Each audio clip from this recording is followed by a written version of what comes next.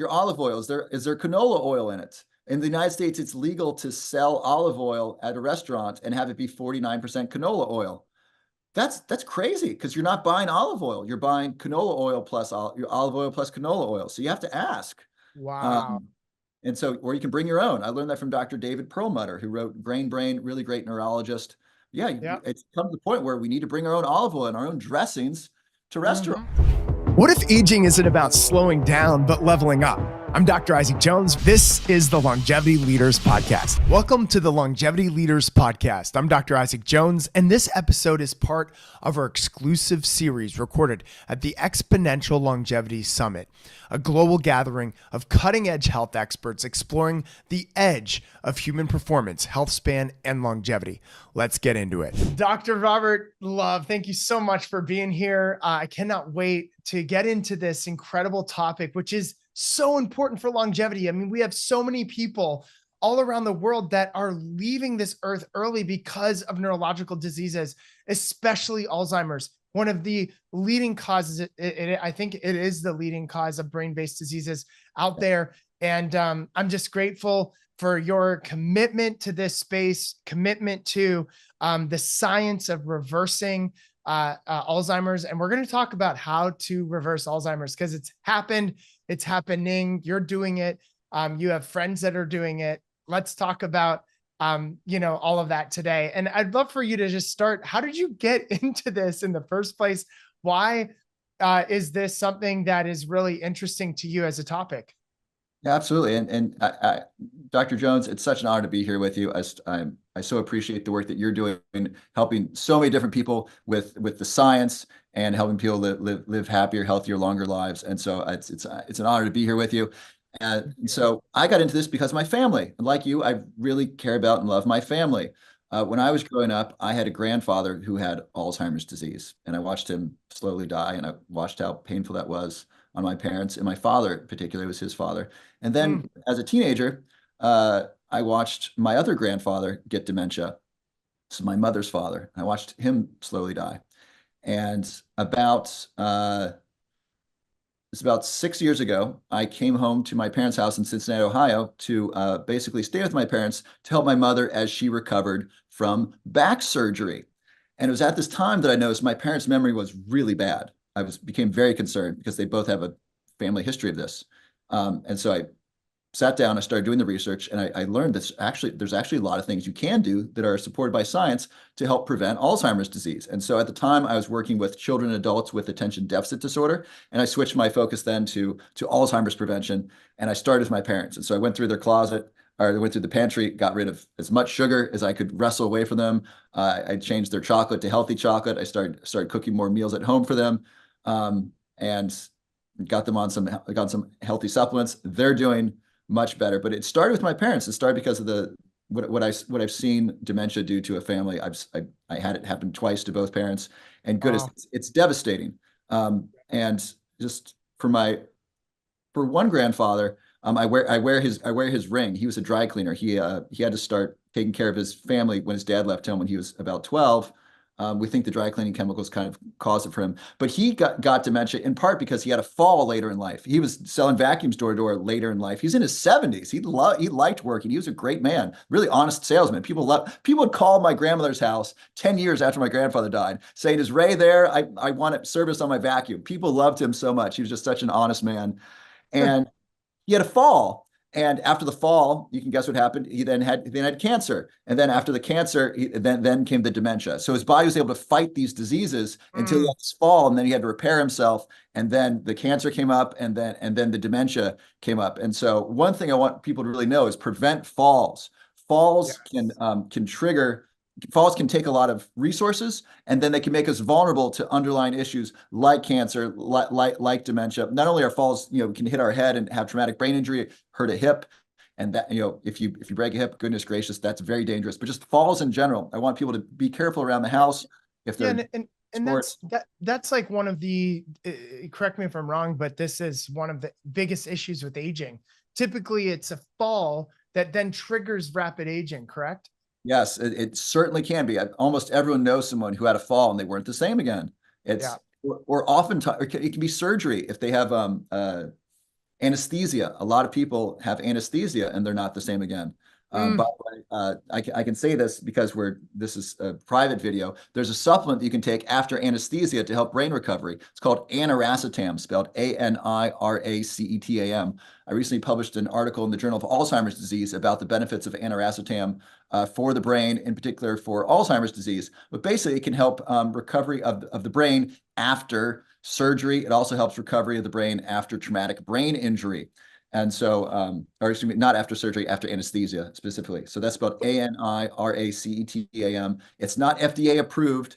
It is a pharmaceutical, but it's legal to buy, it's legal to sell, it's legal to possess, but you can't, I can't sell it and say this helps with recovery after traumatic brain disorder because it's not FDA approved for those things. It's just a pharmaceutical that's available in other countries. It's available without a prescription.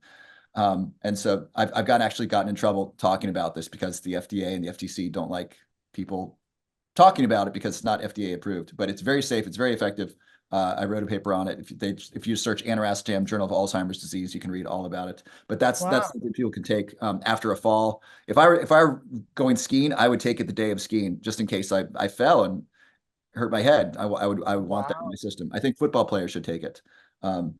But yes, falls are a darn big deal. And I love what you're doing, Dr. Jones. I love that you're exercising while we're doing this. Exercise is a great way to prevent frailty, right? Right now, 50% of people who reach age 80 will have some form of dementia. 50% of people age 85 will have Alzheimer's disease. Now, I don't like those numbers at all. The stronger you are, the less frail you are, the higher your quality of life. And also you can prevent yourself from falling, specifically hand strength. You can catch yourself. Right. So hand strength and leg strength are the two of the biggest things to help prevent falls. Absolutely. Wow. That's amazing. Yeah. And the strength typically decreases with age. So another thing that you want to upregulate is your strength and keep your strength as much as you can. Yesterday, I was, interviewing Dr. Sachin Patel, and he was talking about how in the Framingham study, that lung capacity is the number one indicator of aging, according to the study, and that the decreased lung capacity increases your, the carbon dioxide in your body and creates a number of different things in your body. So there's things that you can do, to increase lung capacity, to increase the strength. I bought my mom this board. I'll show you if it's around. It should be right here because I use it all the time. Here it is. This is not it, but this is the brand. And I've got her a board. It's a balance board so that she, her and my dad can use this every day while they're watching TV or whatever, just to work on balance. Love it. And then there's a bunch of different things that you can use for strengthening your hands, right? So this is a grip strength device. Excellent. You've got this, and then you also have this, where you can, so that's for when you're squeezing down, but then you have this little device. Oh yeah. Yes. To go out. So you Love can that. strengthen your hands this way. Love And then that. I got them one other, I'll put links below, but I got them one other device. It's called an exciser to keep them, their balance good because it's a HIIT training device. But it keeps them, their hormones healthy and their blood flowing. But it only takes them a couple minutes of exercise a day. But I love that. I love that you're into that. And is there not a natural supplement as well that helps with the impact of anesthesia on the body? Because this is one of the biggest challenges. Anesthesia, a lot of people don't realize is directly linked to a lot of brain-based issues. Yeah, absolutely. And so I had a girlfriend who was rather sick, and she had a number of different surgeries. She said she felt a part of her memory go away after every surgery. That was her, and she did not have a good memory when we were together. And so yeah, there's really something. And she's young. She's my age. She was 35 at the time. And so it's not just older people in particular. If you're over 50, anesthesia could be very dangerous for your memory, and even younger people as well. So I'm going to give you the supplements that I know that are really good for traumatic brain injury and are likely helpful with anesthesia. So I I know these are certain helpful for traumatic brain injury. So if you had a head injury, and these are likely helpful for anesthesia because they work on the same systems. So number one is fish oil. You can take up to 3 grams a day. Fish oil is high in omega-3 fatty acids, specifically DHA. Our brain outside of water is made primarily of fat.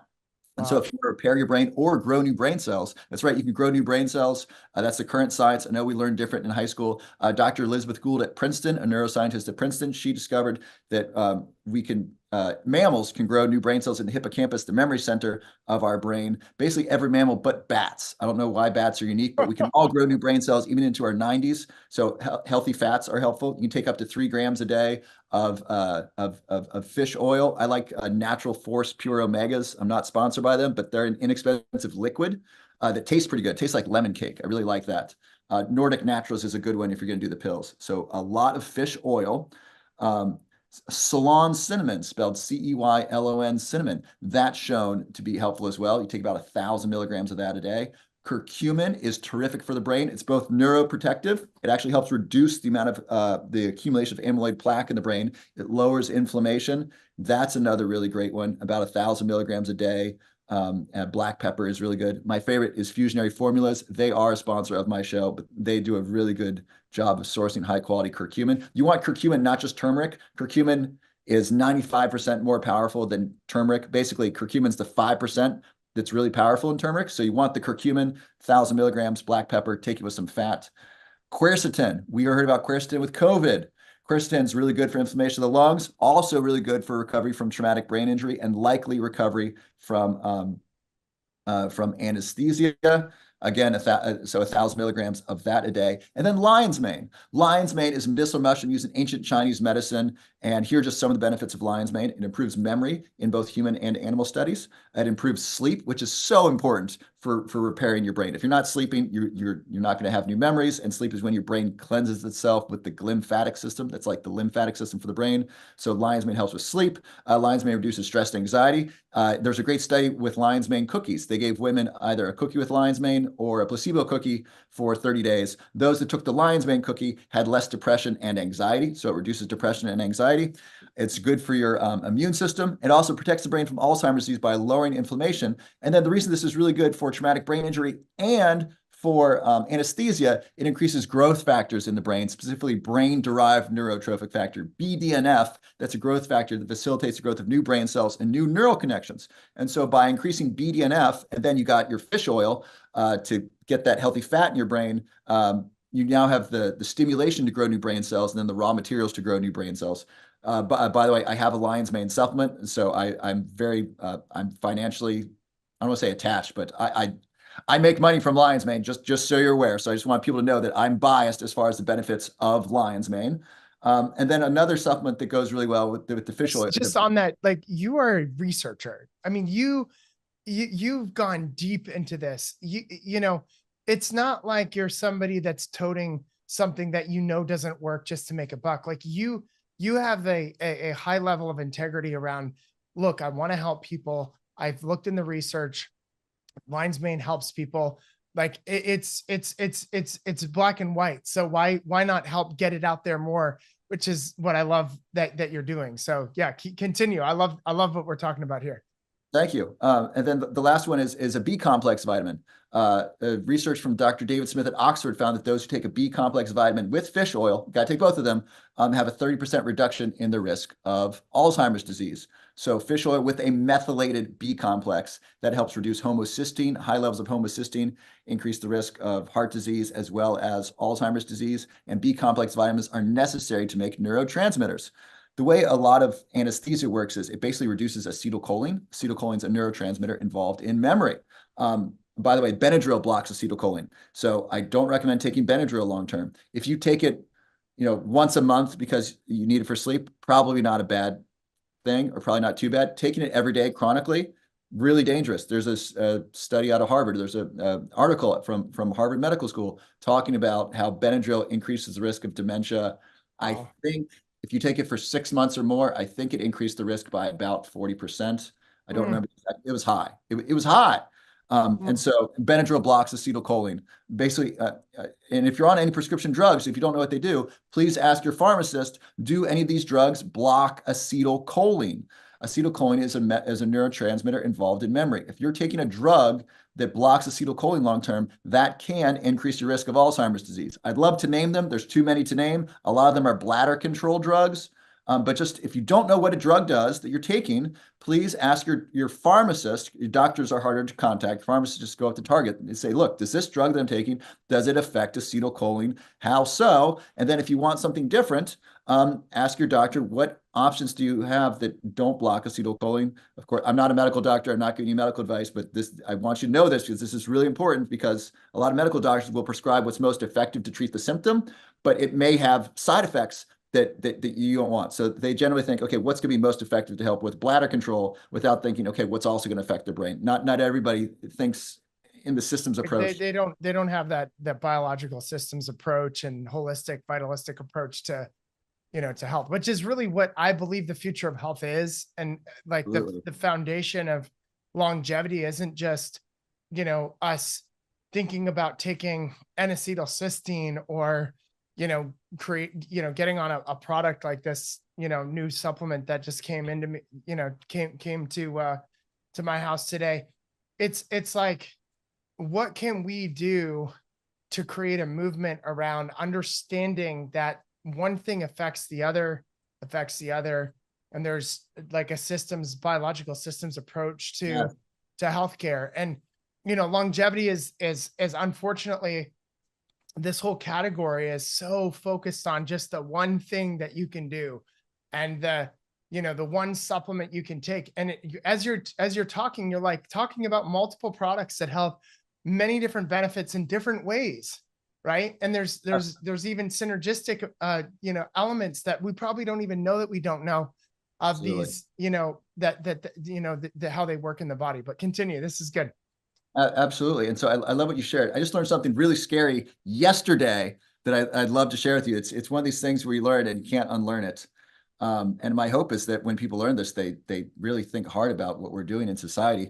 So I didn't know this, but some of the largest food companies in the United States are owned by cigarette companies. Yeah, Kraft Foods and Nabisco are owned by cigarette companies. One was bought by R.J. Reynolds, which is Camel, and then the other was bought by Philip Morris, which is Marlboro, and all their subsidiaries. And so my understanding of cigarette companies is that they're perfectly fine killing their customers. They're okay with that. And we know that. We absolutely know that they're willing to kill their customers because they do. And they're fine with that. And you know what? Great. I can put you in the category of you're willing to kill your customers. Fine. You want to smoke? Mm-hmm. That is your choice, but you know who you're dealing with. Now they're involved in our food. And if they're willing to kill their customers, if we know that, and I think most of us would agree with that, if they're willing to kill their customers and they now are in our food supply, what does that mean? It means that our food may not be safe. And it doesn't take a genius to say that. Are 7 out of 10 Americans overweight or obese? I think the number now might be 7.4 out of 10 Americans are overweight or obese. Half of children are diabetic or pre-diabetic. Just crazy numbers, especially compared to 1970s and 1980s. By the way, cigarette companies bought, I think the first was in 1985. They bought Nabisco or Kraft. I think it was Kraft. Wow. It used to be so healthy in the 70s. Diabetes was juvenile, was adult onset. Now kids are getting it. If you're a medical doctor, nurse practitioner, chiropractor, or other health expert that's stuck in a broken system, there's a better way. The Freedom Webinar shows you a proven 5-step system to build a 7-figure virtual health practice, or how to modernize your current brick and mortar practice without the burnout. Learn to create high-ticket programs, automated income, residual revenue, and attract clients ready to work with you. Book your $1 million strategy session today by clicking the link in the description.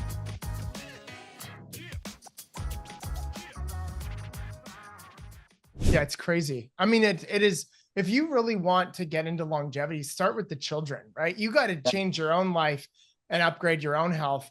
But man, is what you're saying so true. And it is very sad. You look at, 30 years ago, the autistic rates were 1 in every 10,000 kids, 40 years ago.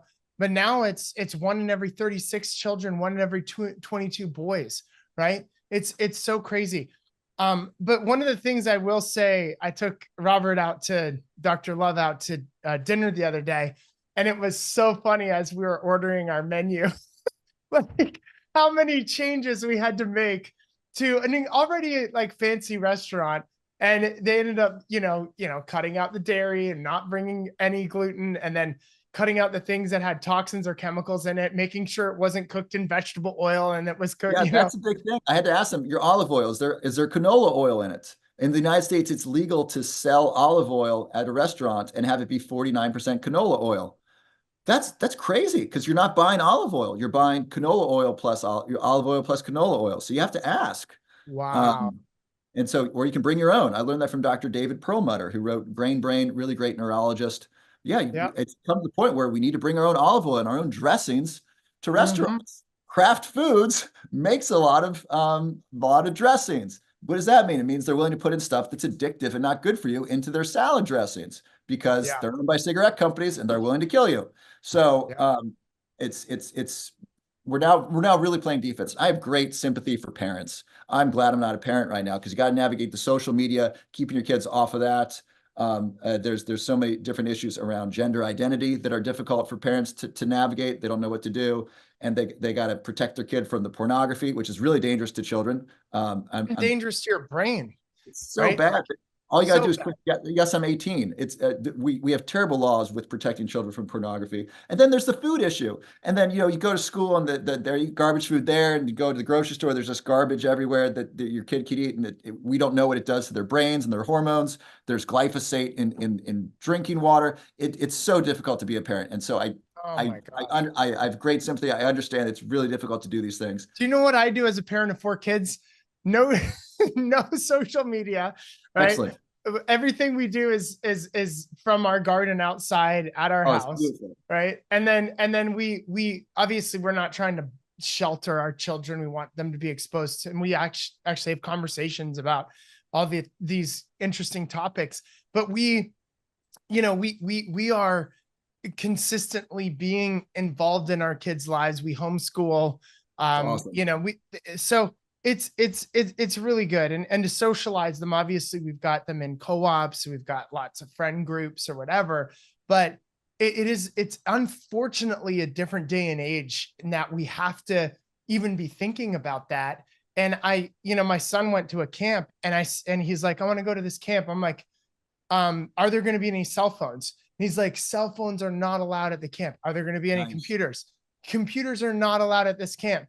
I'm like, how many adults are going to be there to supervise? There's going to be 1 adult for every 2 kids. I'm like, amazing. Right. So then I looked at everything and I just made sure, cause I'm like, I'm not going to let my kid go to a camp and be exposed to the things that I got exposed to as a kid that I was just sideswiped by when my kids were just like, this is something that their dads found was fine or normal or whatever, that I know my dad would not want me to be exposed to. You know what I'm saying? So it's important, I think, more now than ever to get our kids off of social media and to really protect our children's brains for sure. So thank you for sharing that. Absolutely. And I'm someone who makes a living on social media. I have almost 5 million followers across social media platforms. I advocate for turning off the television, computer, cell phone 1 to 2 hours before bed. Please don't give your children cell phones. My kids aren't getting cell phones. Whatever their friends do, like, look, they might have the watch where I can track you and I can say, hey, come home for dinner. But I don't need to, my kid does not need to call me at all times. I don't need to call them all the time. I just need to be able to say, come home for dinner. And then if you're late, you might not get dinner. If you don't eat your dinner, you're not getting dessert, right? If you don't eat your vegetables, if you don't eat your grass-fed steak, if you don't eat your sardines, no, you don't get dessert. If you're hungry, welcome to the human experience. Humans are hungry. Humans are upset. Humans are bored. It doesn't mean you get a cell phone to entertain yourself just because we're waiting for a bus or for an airplane. We've been babying children too long, and I'm sure you've seen this. Children are driving parenting now. I've seen parents give their crying kid a cell phone or a tablet at a dinner table.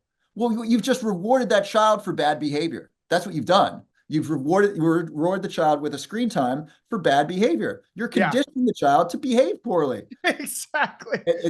You don't want to do that. You want to do the And opposite. If they're not behaving well, say, listen, you don't get to come out to dinner with us again, and you're not getting dessert, and you don't get TV tomorrow. yeah, People are doing things in the opposite direction. And I'm very concerned absolutely. for our future, especially our children's future. I mean, children are behaving poorly because they have bad food and Th- they're not This outside.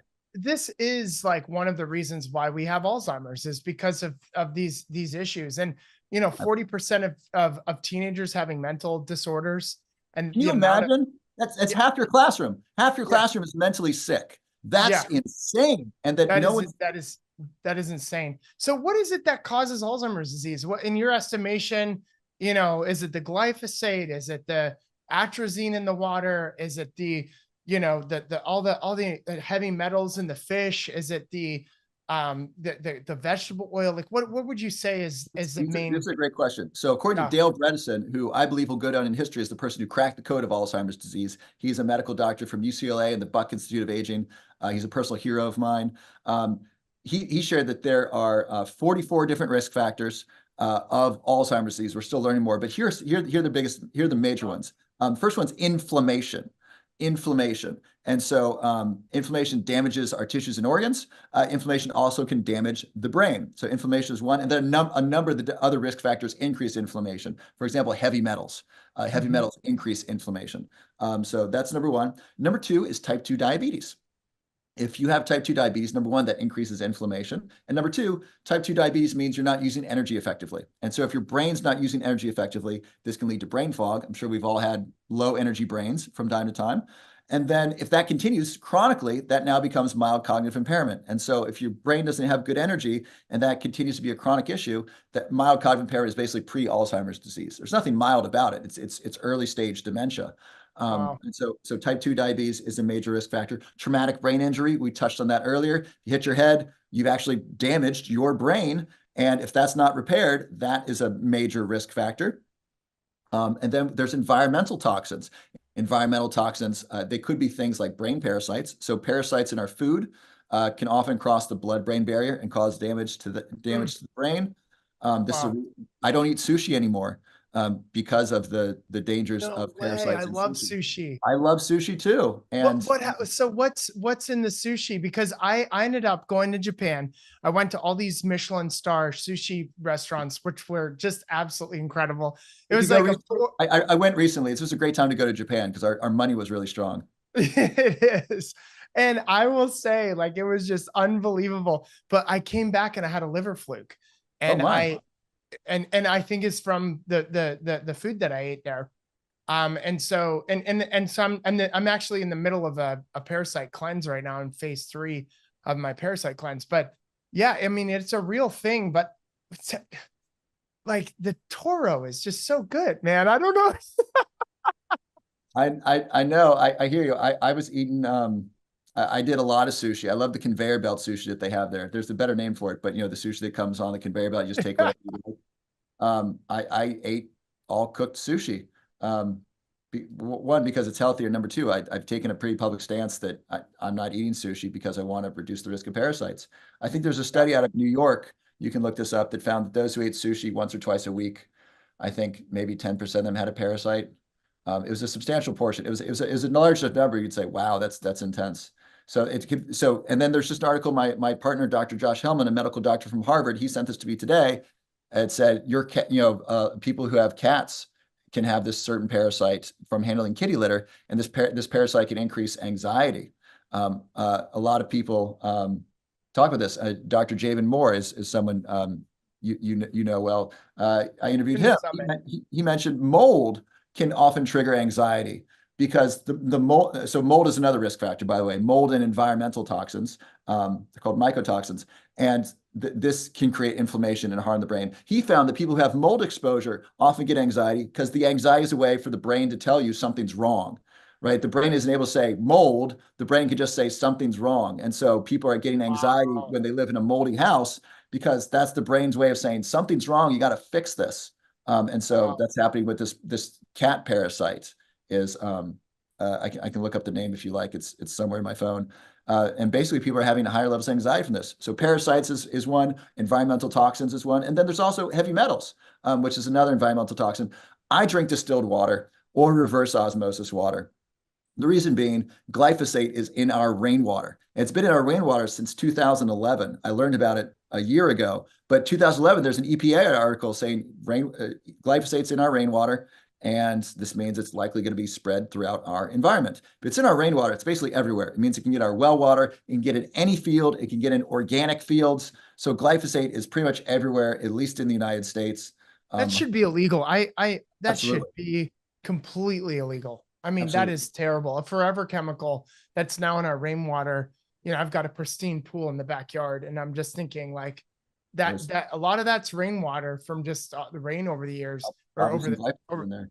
That's crazy. All Yeah, right. it's ridiculous. So for those interested in public policy, there's about 10,000 chemicals that can be added to our food that are approved. In Europe, there are 400.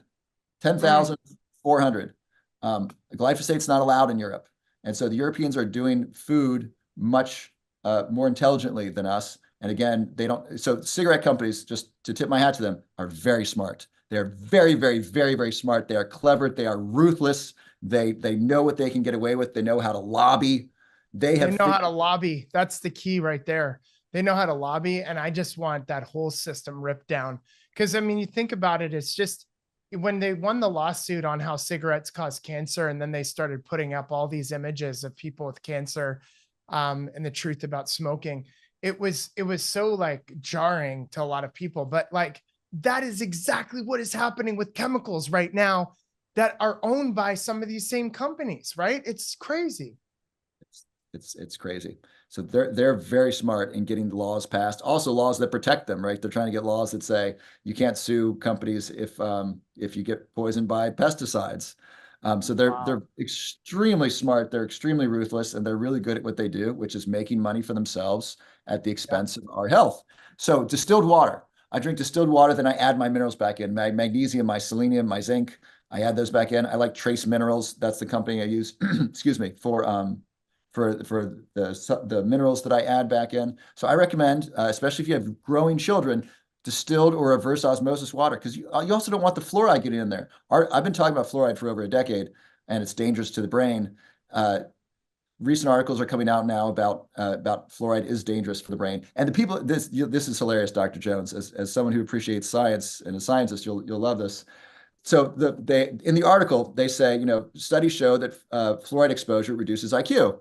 And then someone from the Fluoride Council says, quote, just because new studies show XYZ does not overturn decades of research showing water fluoridation is safe and effective. And I said, actually, that's exactly what these studies do. That's exactly what they do. That's what new science does. New science can overturn previous conclusions. So this person's not a scientist, so they don't understand what science is. Science is updated with the new research. New research shows fluoride in your water is bad for your child's brain, period.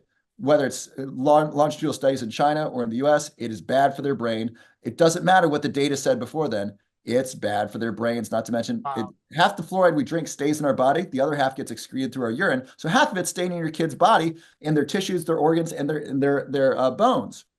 You don't want fluoride in your bones. It's a bad deal. So please drink reverse osmosis or distilled water. That's one of the best ways you can protect yourself from environmental toxins.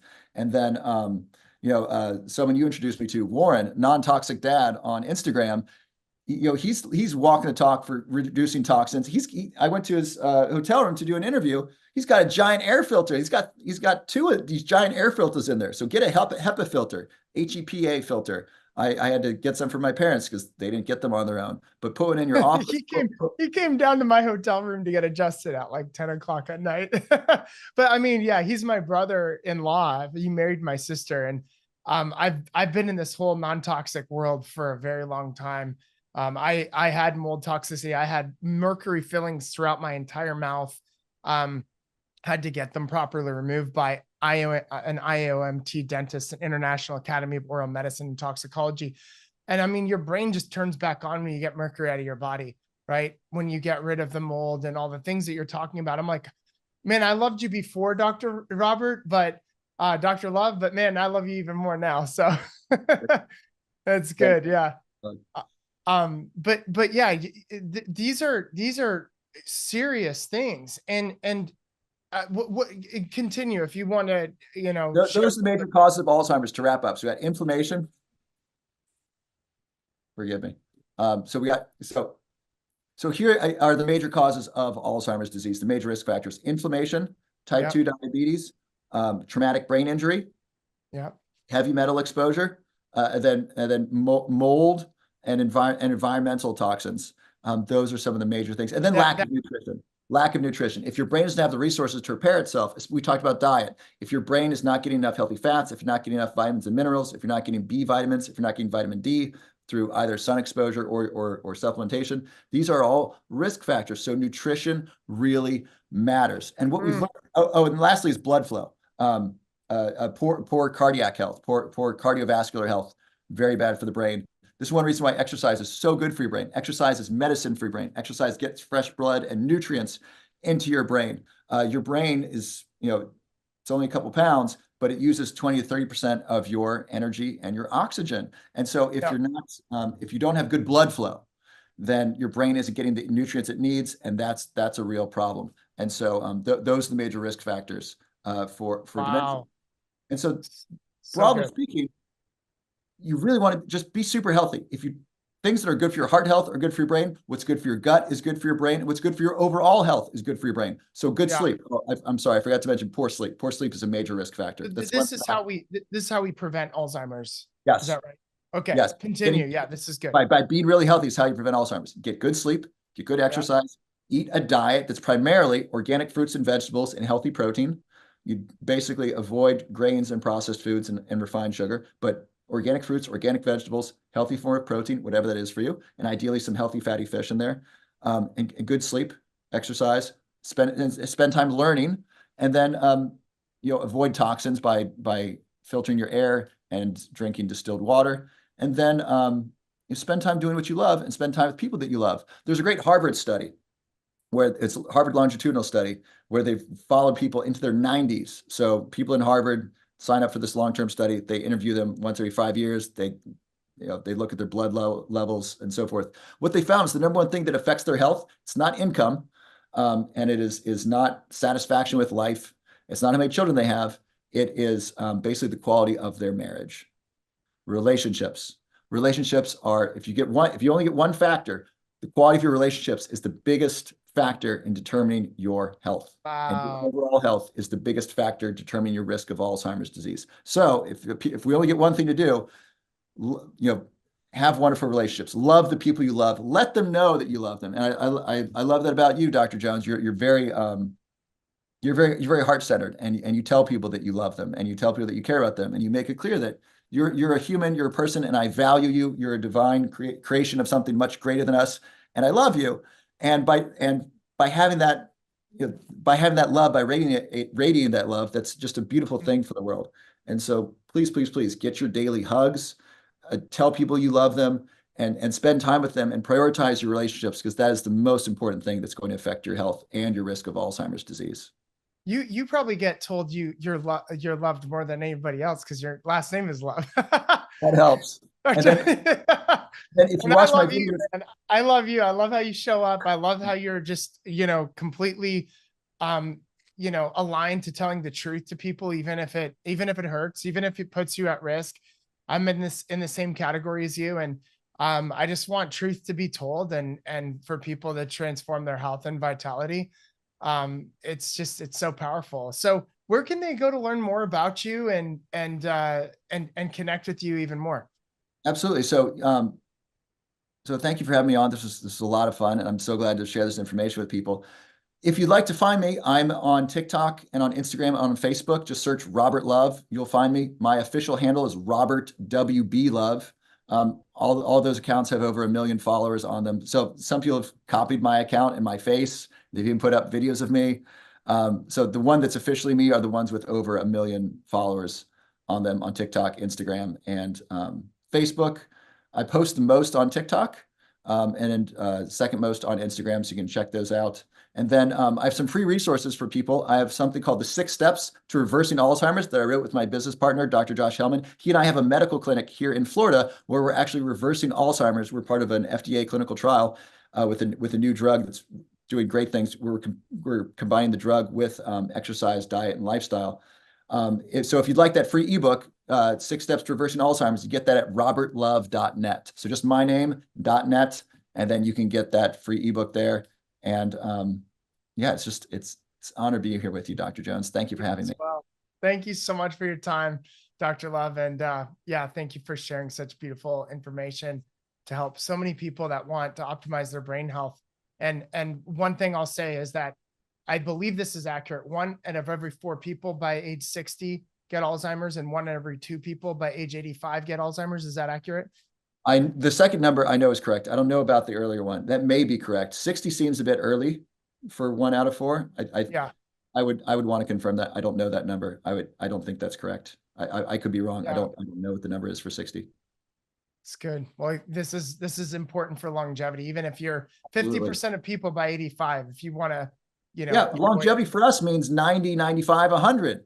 And so if you're going to make it to 90, you got to not get Alzheimer's at 85, because 5 years is not going to be fun. So if you're going to do the longevity game, which I think most of us are into, you really want to prevent Alzheimer's disease, because that is one of the biggest risk factors once we get up to 75, 80, 85. So good, Robert. Thank you so much, Dr. Love. Have an incredible day. And I, again, appreciate your time today. Thank you so much. Love and blessings to you, Dr. Jones. Thanks for listening to the Longevity Leaders Podcast. Our Longevity Leaders community is on mission to transform 100 million lives by 2040. If you enjoyed this show, please share this with somebody that you know, especially another doctor or physician, but also click that follow button. Until next time, stay strong and live long.